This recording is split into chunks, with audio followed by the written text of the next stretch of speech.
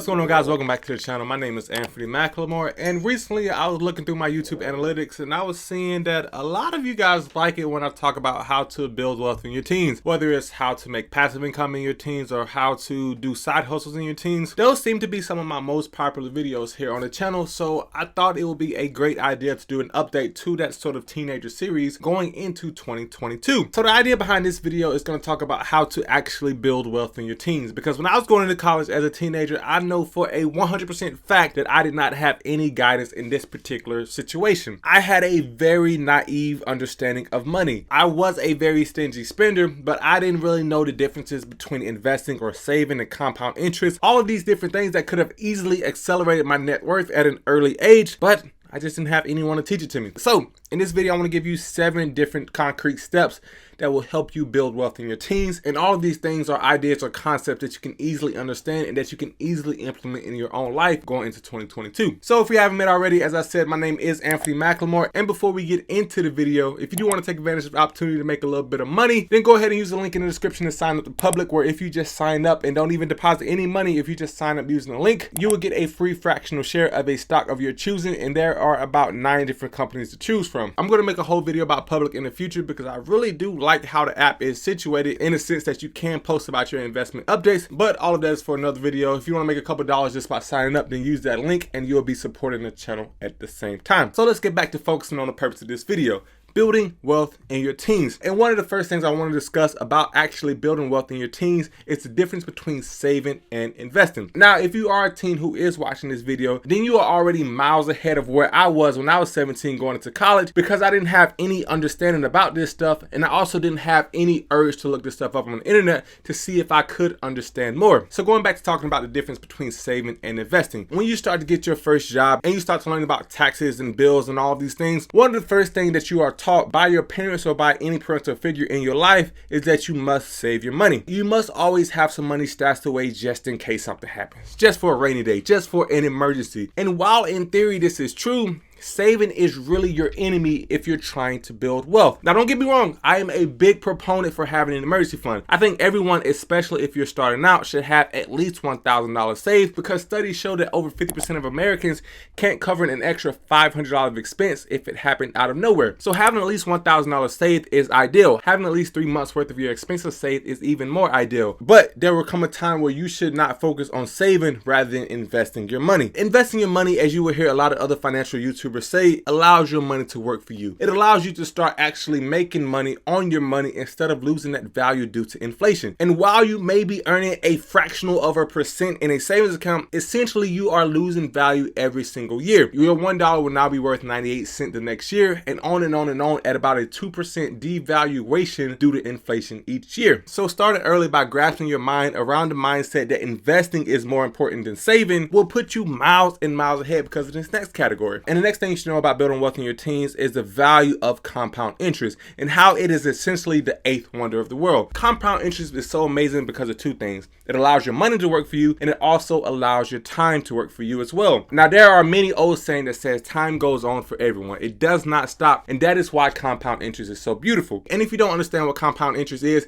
it's basically when your money starts to make money on top of your money you already make. If that sounds confusing, let me explain it like this. Let's say you put $1,000 into an account that makes 10% compounded annually. So you put $1,000 into that account, and at the end of the year, you made 10% on that money. So now your account sits at $1,100. So now you have the option to either withdraw the $100 that you made and leave the $1,000 sitting in the account, or you could leave that $1,100 in the account and allow that to compound as well. So if you take out the $100 that you made and you leave the initial $1,000 into account, the next year you will make $100 again because of that 10% compounded annually effect. However, if you leave the $1,100 into account, you won't make $100 again, but you will make $110 because the $100 that you made the previous year would then be compounded once again at 10%. So your initial investment made $100 and your interest from the previous year made $10 or 10% of that $100. And now your investment account sits at $1,210 rather than $1,100 as it was in the previous year. And if you continue along this path for a number of years, the money that you make from compound interest will far exceed any money that you made from your initial contribution. And essentially the money money that you make will have a mind of its own as it continues to make more and more money. And the point that I'm trying to get to is that as a teenager,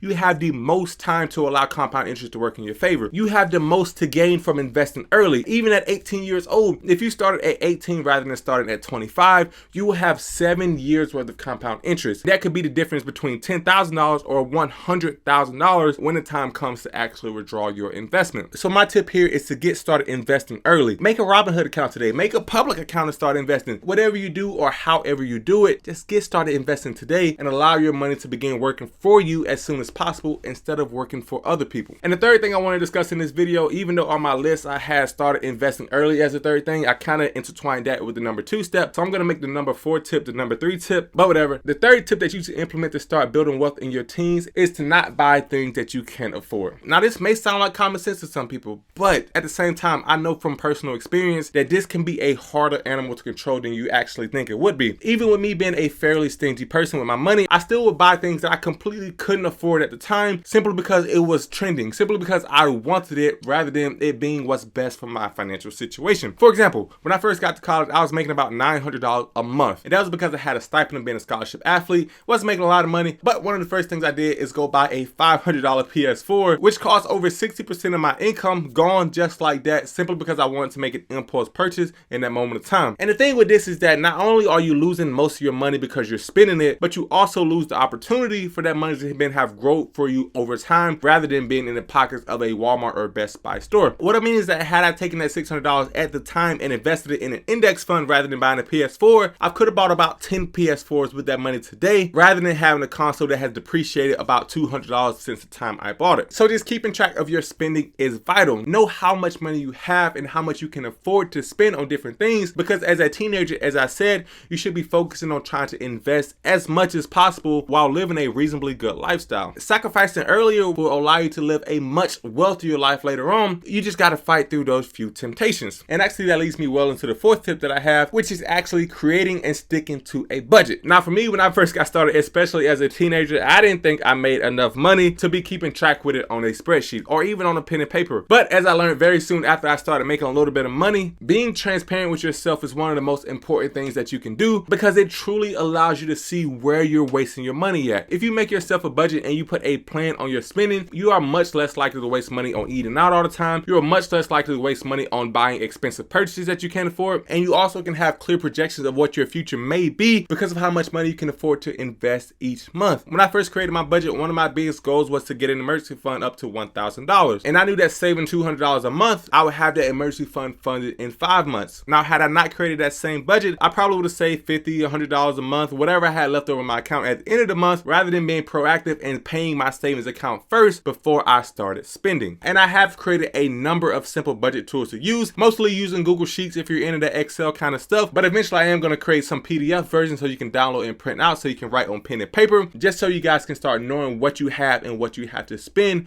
on a daily or monthly basis. However, let's move on to the 5th wealth building tip, and probably the most important tip of this whole video, and that is by educating yourself about personal finance. Now, you don't need to go get a bachelor's degree in finance to understand simple personal finance topics. However, you should absolutely start reading and start familiarizing yourself with what information is out there. One of my favorite books that I mentioned in a lot of my videos is this book called Rich Dad Poor Dad, and it talks about the importance of buying assets over liabilities. And basically, to dumb down the whole premises of that book, it states that rich people buy assets. Rich people buy things that hold their value and that continue to increase in value. Poor people, they buy liabilities like cars and things that they can't afford and other things that lose value over time. A liability is something that takes money out of your pocket, whether it's daily, whether it's monthly, whether it's yearly. It's something that is depreciating, and also you're paying for it to depreciate. An asset, let's say a stock, for example, is something that you buy and it pays you because you bought it, and it also increases in value over time. A couple of assets that you can have is a business, stocks, of course. You can even have some investment rental properties. Even cryptocurrency is considered an asset. Basically, you have a ton of options to choose from in order to start increasing your net worth today. And a simple way to calculate your net worth is taking the amount of assets that you own and subtracting the amount of liabilities that you own from those assets. So if you don't own any assets, then you're automatically at a negative net worth, which is not a good thing if you plan on being a millionaire one day. However, at the end of the day, I do want to leave you with this. If you want to be a millionaire and you're in your teens right now, the biggest thing that you can do is take control of your money. Just understand what you have and don't waste what you have. Whether you're making $200 a month or $2,000 a month, find some way to begin investing. If you're making $200 a month now, try to find some side hustles that you you can do to increase your income. I have a couple different videos on my channel personally talking about how to build different income streams. And if you are someone who's looking to build those income streams, then you gotta get on the hustle. You gotta get on the grind, and one day I guarantee you, you will be successful. Just keep grinding, just keep learning, and one day all of the success that you seek will come to you. But with all that being said, that's pretty much all I have for you in this video. If you enjoyed the video, don't forget to drop a like on the video for your boy, as it really does help the channel out. And also go ahead and get that free money over at Public. There's a link in the description for that, where if you just sign up and make an account, you will get a free fractional share of a stock of your choosing, and there's about 9 different stocks to choose from. And that's also a way to support the channel as well, because as you get a free fractional share, I'll get a free fractional share as well. However, I hope you have a very great rest of your day, and I'll see you in the next one, guys.